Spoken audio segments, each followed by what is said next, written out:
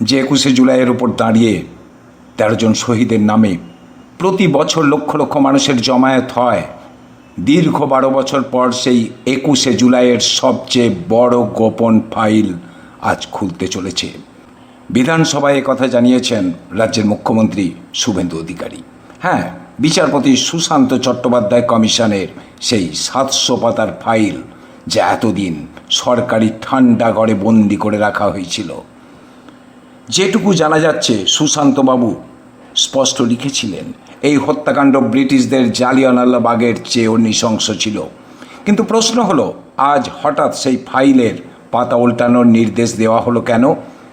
আগামীকালই 21শে জুলাই পালন করতে চলেছে মমতা তৃণমূল, বিক্ষুব্ধ তৃণমূল এবং প্রদেশ কংগ্রেস। সুশান্তবাবুর রিপোর্টে তৎকালীন বামফ্রন্টের কোন কোন মহাশক্তিধর আমলা আর পুলিশ কর্তাদের নাম লুকিয়ে আছে, যাদের দিকে সরাসরি আঙুল উঠতে পারে। পশ্চিমবঙ্গের রাজনীতির সবচেয়ে বড় ইনসাইড রিপোর্ট আজ আপনাদের সামনে আনতে চলেছি। 1 সেকেন্ডও মিস করবেন না, কেননা এতদিন এই ফাইল খোলা হয়নি, বিধানসভায় পেশ করা হয়নি। কার স্বার্থে ধামাচাপা দেওয়া হয়েছিল এই রিপোর্ট? আজ এই ভিডিওতে আমি এই গোপন ফাইলের পাতা উল্টে দেখাবো ঠিক কী লুকিয়ে থাকতে পারে তার ভিতরে। শেষ পর্যন্ত দেখুন, কেননা আজ বাংলার রাজনীতির সবচেয়ে বড় সত্য ফাঁস হতে চলেছে। আমি তারক ঘোষ, আর আপনারা দেখছেন ভয়েস 9 বাংলা। যে ফাইল বিগত 12 বছর ধরে অন্ধকারে পড়েছিল, যে রিপোর্ট এতদিন সাধারণ মানুষের সামনে আনা হয়নি, আজ বিধানসভার অধিবেশনে মুখ্যমন্ত্রী নিজেই সেই ফাইলের পাতা উল্টানোর কথা বললেন। কিন্তু কেন হঠাৎ আজই? সুশান্তবাবুর রিপোর্টে তৎকালীন বামফ্রন্টের কোন কোন আমলাদের নাম ছিল, কোন কোন পুলিশ কর্তাদের নাম ছিল, এই ফাইল খোলার সঙ্গে সঙ্গে কিন্তু শুরু হয়ে যেতে পারে মহাকম্পন 21শে জুলাইয়ের আগেই। 33 বছর আগের কথা, 1993 সালের 21শে জুলাই ভোটারদের সচিত্র পরিচয়পত্রের দাবিতে মহাকরণ অভিযানের ডাক দিয়েছিলেন তৎকালীন যুব কংগ্রেস নেত্রী মমতা বন্দ্যোপাধ্যায়। কিন্তু সেই দিন ধর্মতলায় যা ঘটেছিল তা স্বাধীন ভারতের ইতিহাসে এক কলঙ্কিত অধ্যায়। পুলিশের গুলিতে ঝাঁঝরা হয়ে যান 13 জন তরতাজা যুবক। আর একজনের নামও ছিল, কিন্তু কে সে 14 নম্বর জানা যায়নি। ফাইল খুললে হয়তো জানা যেতে পারে।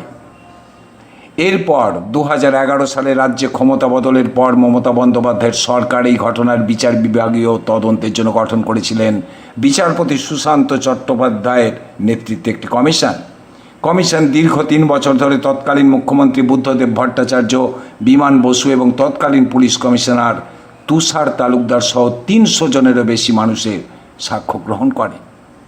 2014 সালের ডিসেম্বর মাসে প্রায় 700 পাতার এক চূড়ান্ত বিস্ফোরক রিপোর্ট জমা পড়েছিল নবান্নে। কিন্তু কী লেখা আছে সেই 700 পাতার ফাইলে, যা কাঁপন ধরাতে পারে বহু IPS অফিসারের? বিচারপতি সুশান্ত চট্টোপাধ্যায় তার রিপোর্টে এই ঘটনাটিকে ব্রিটিশ আমলের জালিয়ানওয়ালাবাগ হত্যাকাণ্ডের চেয়ে নৃশংস বলে আখ্যা দিয়েছিলেন। তিনি জানিয়েছিলেন এই গুলিবর্ষণ ছিল সম্পূর্ণ বেআইনি এবং অপ্ররোচিত, জয়েন্ট অ্যান্ড সেভারাল লায়াবিলিটি বা যৌথ দায়বদ্ধতার তত্ত্ব। রিপোর্টে কোনো নির্দিষ্ট রাজনৈতিক নেতার নাম সরাসরি গুলি চালনার নির্দেশদাতা হিসেবে না থাকলেও তৎকালীন স্বরাষ্ট্র দপ্তর এবং পুলিশ প্রশাসনকে যৌথভাবে কাঠগড়ায় দাঁড় করানো হয়েছিল। তৃতীয়ত, সেই সময় যে সমস্ত IPS অফিসার এবং আমলারা ঘটনাস্থলের দায়িত্বে ছিলেন তাদের বিরুদ্ধে নতুন করে FIR করে আইনি ব্যবস্থা নেওয়ার স্পষ্ট সুপারিশ ছিল এই রিপোর্টে।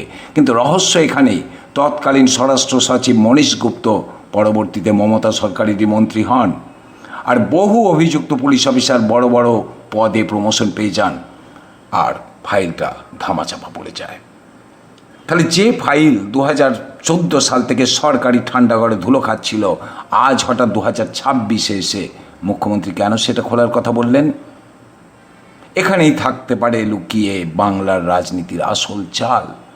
কেননা একদিকে কংগ্রেস দাবি করেছে 21শে জুলাইয়ের আসল ফাইল সামনে আনা হোক, আর আগামীকাল 21শে জুলাই কালীঘাট তৃণমূলও এই দিন শহীদ দিবস পালন করতে চলেছে।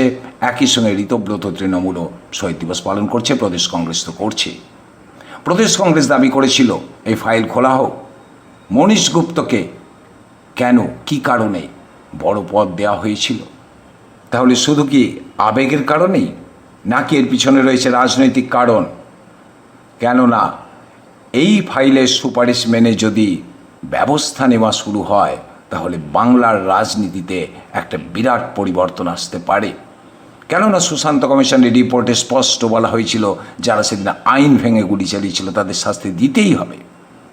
এতদিন পরে সেই সব পুলিশ আধিকারিকদের বিরুদ্ধে নতুন করে ফৌজদারি মামলা বা এফআইআর দায়ের হয়, তবে কার কার নাম জড়িয়ে পড়বে? মনীশ গুপ্ত থেকে শুরু করে তৎকালীন বাম আমলের দাপুটে পুলিশ কর্তারা কি এবার সত্যি কাঠগড়ায় দাঁড়াবেন, নাকি এটি কেবল একটি রাজনৈতিক নাটক হিসেবেই থেকে যাবে? তা নিয়ে সাধারণ মানুষের মনেও বড় প্রশ্ন তৈরি হয়েছে। প্রশ্ন উঠছে, ৩৩ বছর কেটে গেছে, আগামীকাল ২১শে জুলাই শহীদ দিবস, কিন্তু সেই ১৩ জন শহীদের পরিবার আজও কি প্রকৃত বিচার পেয়েছে? মুখ্যমন্ত্রী আজ ফাইল খোলার যে ঘোষণা করলেন, তা কি সত্যি শহীদদের প্রতি সুবিচার, নাকি রাজনৈতিক ফায়দা তোলা? আপনাদের কি মনে হয়? কমেন্ট করে অবশ্যই মতামত জানান। ভিডিওটি ভালো লাগলে লাইক করুন, শেয়ার করুন এবং সঙ্গে থাকতে চ্যানেলটি সাবস্ক্রাইব করুন। এতক্ষণ আপনারা দেখছিলেন ভয়েস 9 বাংলা, মানুষের পাশে, সত্যের পক্ষে।